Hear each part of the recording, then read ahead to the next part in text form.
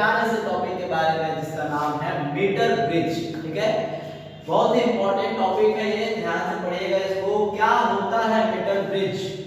Metre bridge एक electrical device होता है जो कि व्हीटस्टोन ब्रिज के कंडीशन यानी व्हीटस्टोन ब्रिज के प्रिंसिपल पर ही काम करता है और इसके द्वारा भी किसी अननोन रेजिस्टेंस यानी अज्ञात प्रतिरोध का मान ज्ञात किया जाता है। तो चलिए देखते हैं क्या होता है व्हीटस्टोन ब्रिज, कैसे उसकी संरचना होती है और कैसे वो कार्य करता है। ठीक है, फॉर्मूला क्या होता है उसका वो देखेंगे। तो चलिए स्टार्ट करते हैं। यहाँ पे लिखा हुआ है कि यह एक विद्युतीय उपकरण है।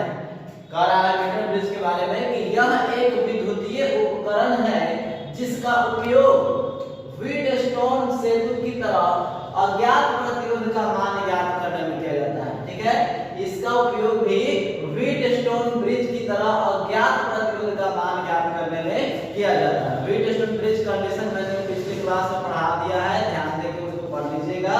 कहता है मीटर ब्रिज भी उसी के सिद्धांत पर कार्य करता है। किसके सिद्धांत पर? व्हीटस्टोन ब्रिज के सिद्धांत पर। क्या होता है ध्यान दीजिएगा। सिद्धांत में वही चीज अभी जो बताया हम, यह व्हीटस्टोन सेतु के सिद्धांत पर कार्य करता है। संरचना की बात करें तो संरचना लिखकर आप उसके नीचे ये फिगर बनाएंगे, अच्छा सा बड़ा सा फिगर बनाइएगा, साइड में नहीं बनाना है, नीचे बनाना है। ठीक है, संरचना लिखेंगे, उसके नीचे ये फिगर बनाएंगे और आपको करना क्या है कि पेंसिल से आप इस पार्ट को और इस पार्ट को कलर कर देंगे। ठीक है, पेंसिल से इस पार्ट को और इस पार्ट को कलर कर दीजिएगा। चलिए संरचना में क्या होता है हम देखते हैं।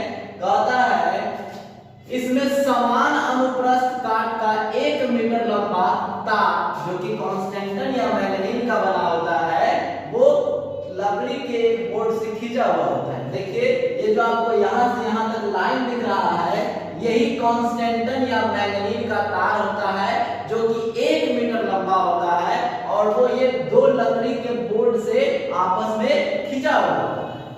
ध्यान से समझिए, एक तार होता है 1 मीटर लंबा जो कि मैग्नीन या कांस्टेंटन धातु का बना हुआ होता है, मिश्र धातु का बना हुआ होता है, जो लकड़ी के दो बोर्ड के दो किनारों से क्या होता है खींचा हुआ होता है। आगे देखते हैं, तार के दोनों सिरों A तथा C पर 2 L आकार की पत्तियां जुड़ी होती हैं। ध्यान दीजिएगा यहाँ A और C नहीं होगा, A तथा B होगा। तार के दोनों सिरे क्या है? A और B। तो कहता है तार के दोनों सिरों A तथा B पर 2 L आकार की पत्तियां जुड़ी होती हैं। देखिए एक सिरा L है, एक सिरा A है, एक सिरा B है। यहाँ पे देखिए L आकार का, यही इसी के बारे में बोल रहा हूं, ये L आकार का 2 पत्ती जुड़ा हुआ है। ठीक है, फिर क्या कहता है, तथा उन दोनों पत्तियों के बीच एक पत्ती लगी होती है। देखिए इन दोनों पत्ती के बीच में एक और पत्ती लगा हुआ है। ठीक है, कहता AC के बीच एक प्रतिरोध बॉक्स लगा हुआ होता है। देखिए A और C इनके बीच में एक प्रतिरोध बॉक्स लगा हुआ है, यही है प्रतिरोध बॉक्स। क्या होता है प्रतिरोध बॉक्स? प्रतिरोध बॉक्स भी एक इलेक्ट्रिकल डिवाइस होता है जिसके द्वारा आप जितना चाहें उतना के अनुसार प्रतिरोध उसमें से प्रवाहित करा सकते हैं। तो मान लीजिए इस प्रतिरोध बॉक्स का प्रतिरोध कितना है? R। ठीक है, आगे देखते हैं। JC के बीच एक धारा मापी जो कि इसका नाम गैल्वेनोमीटर है वो लगा हुआ है। देखिए यहाँ J पॉइंट है, ये है पॉइंट क्या? J और C के बीच में एक गैल्वेनोमीटर जुड़ा हुआ है। क्या जुड़ा हुआ है?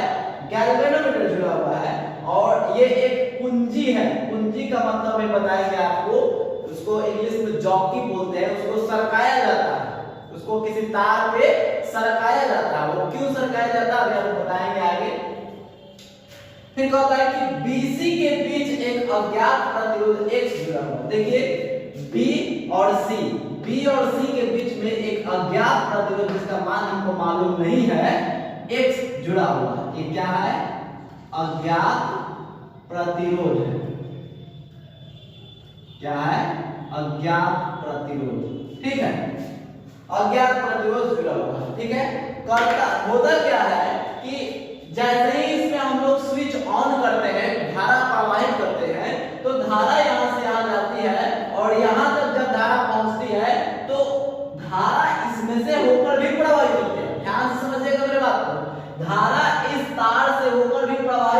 होती है, लेकिन जब इस कुंजी को इस तार पे इधर उधर सरकाया जाता है तो एक पॉइंट ऐसा मिल जाता है जहां पे ये गैल्वेनोमीटर डिफ्लेक्शन देना बंद कर देता है, यानी गैल्वेनोमीटर का सुई जो होता है वो विक्षेपित होना बंद हो जाता है। इसका मतलब क्या है कि इसमें से धारा प्रवाहित होना बंद हो जाएगा।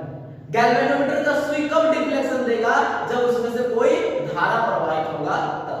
तो ध्यान दीजिएगा, जब हम लोग यहां से करंट देते हैं यानी स्विच को ऑन करते हैं तो करंट इधर से इधर जाता है और स्टार्टिंग में गैल्वेनोमीटर डिफ्लेक्शन देता है यानी विक्षेपित हो जाता है। गैल्वेनोमीटर का सुई डिफ्लेक्शन देता है यानी विक्षेपित होने लगता है। इसका मतलब कि इसमें से धारा प्रवाहित हो रहा है। तो हम लोग करते क्या है कि इस कुंजी को इस तार पे सरकाते हैं, इधर उधर तार पे क्या करते हैं? सरकाते हैं। तो इधर इधर सरका कर देखते हैं कि किस पॉइंट पर गैल्वेनोमीटर डिफ्लेक्शन देना बंद कर देता है। जिस पॉइंट पर गैल्वेनोमीटर डिफ्लेक्शन देना बंद कर देता है वही इस मीटर ब्रिज का संतुलन बिंदु कहलाता है।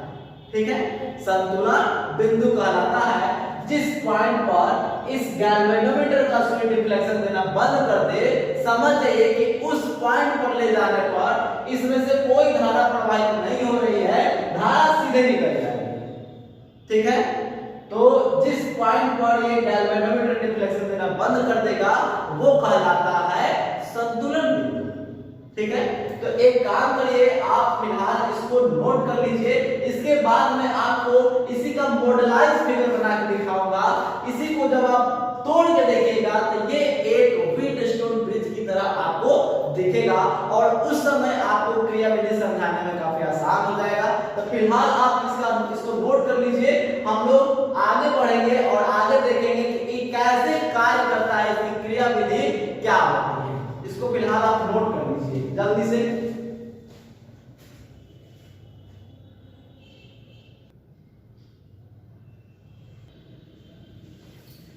तो चलिए आगे बढ़ते हैं क्रियाविधि की ओर। क्रियाविधि में क्या है मैं देख लीजिए, मैंने पुराना फिगर मिटा दिया था इसलिए मैं एक अगली फिगर बना दिया हूं और इसी का डेवलपमेंट फॉर्म है, ये इंप्रूवमेंट फॉर्म है, यही वाला टूट के ऐसा फॉर्म में आएगा। ठीक है, ध्यान दीजिएगा। कहता है क्रियाविधि में कि जब स्विच को ऑन किया जाता है, जब यहां से स्विच को ऑन किया जाता है तो उसमें करंट प्रवाहित होगा। तो स्विच को ऑन करने के बाद इसमें करंट इस प्रकार से प्रवाहित होता है। स्विच को ऑन करने के बाद मीटर सेतु में करंट इस प्रकार से प्रवाहित होता है कि स्टार्टिंग में गैल्वेनोमीटर विक्षेपित होता है। स्टार्टिंग में जब स्विच को ऑन किया जाता है तो गैल्वेनोमीटर का सुई विक्षेपित होता है, इसका मतलब उसमें करंट जा रहा है। लेकिन यहां पर देखिए कुंजी लगा हुआ है, इसी को बोलते हैं कुंजी, जॉकी जिसको बोलते हैं इंग्लिश में। इसको इस तार पे इधर उधर सरकाया जाता है। ठीक है, तो इधर उधर सरकाने के बाद हम देखते हैं कि किस पॉइंट पर ये गैल्वेनोमीटर का सुई विक्षेपित होना बंद हो रहा है। तो इधर उधर जब उसको सरकाते हैं तो हमको एक ऐसा बिंदु प्राप्त होता है जहां पे गैल्वेनोमीटर का सुई विक्षेपित नहीं होता, यानी वो विक्षेपित होना बंद हो जाता है। तो उस पॉइंट को ही, उस बिंदु को ही इस मीटर सेतु का संतुलन बिंदु कहा जाता है, यानी वो संतुलित अवस्था प्राप्त कर चुका होता है। वही चीज यहाँ पे लिखा हुआ है, ध्यान दीजिएगा कि जब स्विच को ऑन किया जाता है तो विद्युत धारा मीटर सेतु से इस प्रकार प्रवाहित होती है। मीटर सेतु से होकर, यहां से होकर लिखिएगा, मीटर सेतु से होकर इस प्रकार प्रवाहित होती है कि पहले गैल्वेनोमीटर में विक्षेपण उत्पन्न होता है, यानी शुरुआत में गैल्वेनोमीटर में विक्षेपण उत्पन्न होता है, लेकिन जब कुंजी को यानी जॉकी को उस तार पर स्लाइड किया जाता है, खसकाया जाता है, सरकाया जाता है, तो एल बिंदु पर देखिए यहां से यहां तक का डिस्टेंस एल लिया गया है और इस पॉइंट को आप मान लीजिए कि ये संतुलन बिंदु का पॉइंट है, संतुलन बिंदु है, यानी इस पॉइंट पर गैल्वेनोमीटर डिफ्लेक्शन नहीं दे रहा है। ठीक है, तो कितना लेंथ पे, यहां से यहां तक एल लेंथ पे, यानी एल दूरी पे, एल लंबाई पे गैल्वेनोमीटर डिफ्लेक्शन देना बंद कर देता है। एल दूरी पर तो गैल्वेनोमीटर विक्षेपित होना बंद हो जाता है, अतः वह संतुलन बिंदु प्राप्त कर चुका होता है।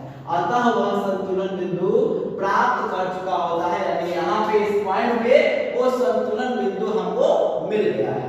अब इसी का डेवलपमेंट फॉर्म ये बनाया गया है, थोड़ा ध्यान से समझिएगा। ये तो मालूम है इन दोनों के बीच में प्रतिरोध R, इन दोनों के बीच में एक अज्ञात प्रतिरोध X है। अब समझिएगा, बिंदु A तथा J बिंदु यानी तार है A से, तार तो A से B तक खींचा हुआ है, लेकिन हम दो पार्ट की बात कर रहे हैं। एक और बात को ध्यान दीजिएगा, तार कितना लंबा है? तार 1 मीटर लंबा है। अभी पीछे में बताया था तार 1 मीटर लंबा है। 1 मीटर का मतलब 100 सेंटीमीटर, ठीक है। तो यहां से यहां तक 100 सेंटीमीटर का तार खींचा हुआ है। पता है L दूरी पर ये संतुलन बिंदु प्राप्त कर चुका है, यानी यहां से यहां तक का कितना दूरी है? L। तो आप ही बताइए ये कितना बच जाएगा?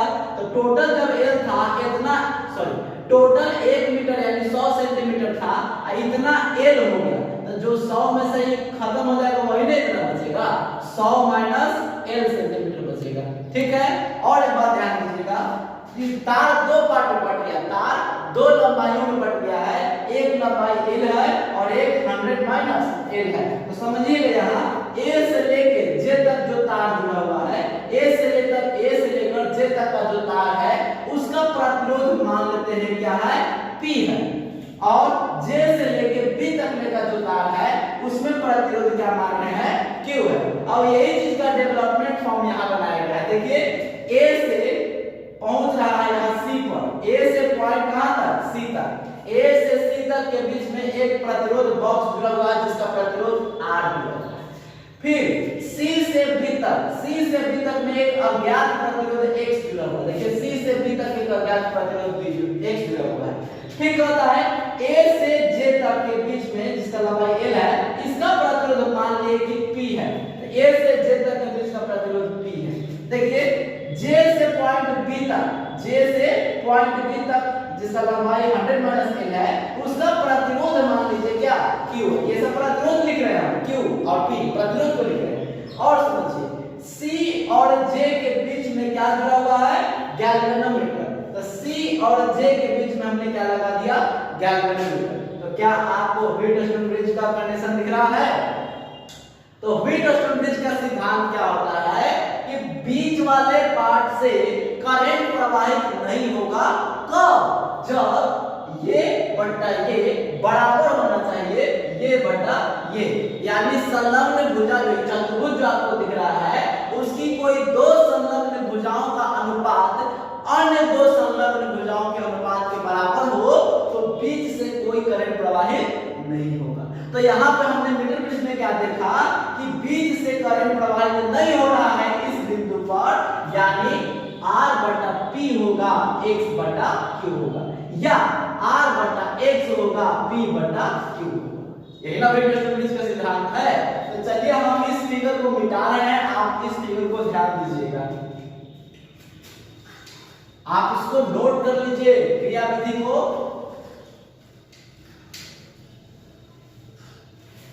क्रियाविधि को आप नोट कर लेंगे और जिसकी जरूरत है मैं वो लिख देता हूं। जैसे कि R क्या है या लिख सकते हैं फ्रॉम फिगर, आप फिगर भी बना लीजिएगा। ये R क्या है? ज्ञात प्रतिरोध या प्रतिरोध बॉक्स का प्रतिरोध लिख सकते हैं। X क्या है? अज्ञात प्रतिरोध, जो ज्ञात नहीं है। A से लेके B तक, वो मेन फिगर में देखिएगा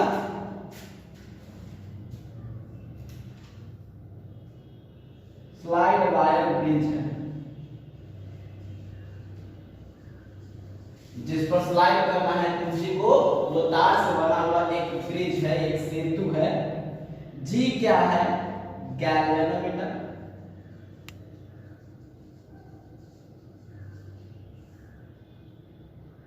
J क्या है? तो कुंजी है जिसको तार पे सरकाया जाता है। P मैं यहां लिखता हूं, P क्या है, तो AJ भाग का प्रतिरोध है, भाग AJ का प्रतिरोध है। देखिए AJ भाग का प्रतिरोध है P, तो Q क्या है, तो JB भाग का प्रतिरोध है, भाग JB का प्रतिरोध है। ठीक है। L क्या है, L, तो L देखिएगा A से J तक की लंबाई हो गई, अपने लेंथ फिगर में देखेंगे AJ की लंबाई, तो 100 माइनस L का हो जाएगा JB की लंबाई। ठीक है, इतना बात तो कोई दिक्कत। अब हम लोग इसके फॉर्मूले की ओर आगे बढ़ेंगे। इसका फॉर्मूला क्या होता है, इसको आप नोट कर लीजिए, मैं इसको मिटा दे रहा हूं, नीचे वाला भी नोट कर लेंगे, फिगर भी नोट कर लेंगे।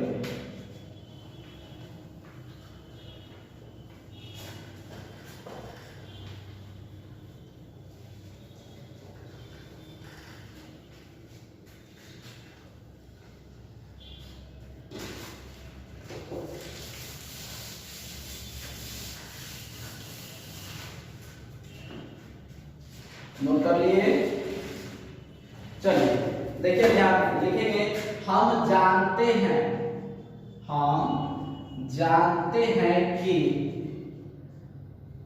रेजिस्टेंस जो होता है, प्रतिरोध जो होता है, वो चालक तार की लंबाई पर निर्भर करता है, यानी उसके समानुपाती होता है।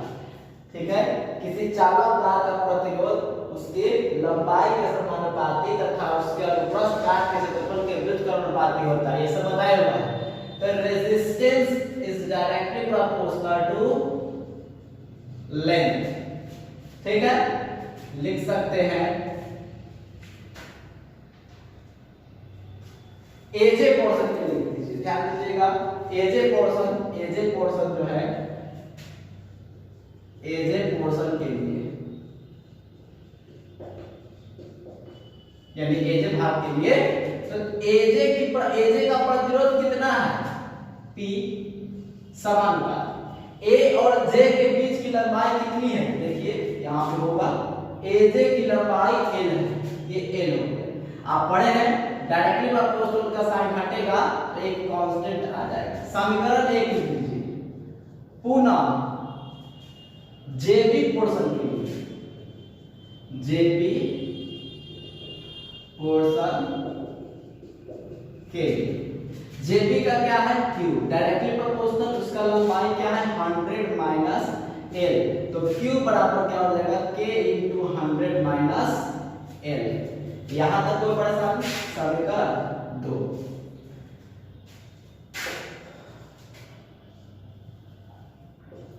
अब संतुलित व्हीट स्टोव सेतु के सिद्धांत के अनुसार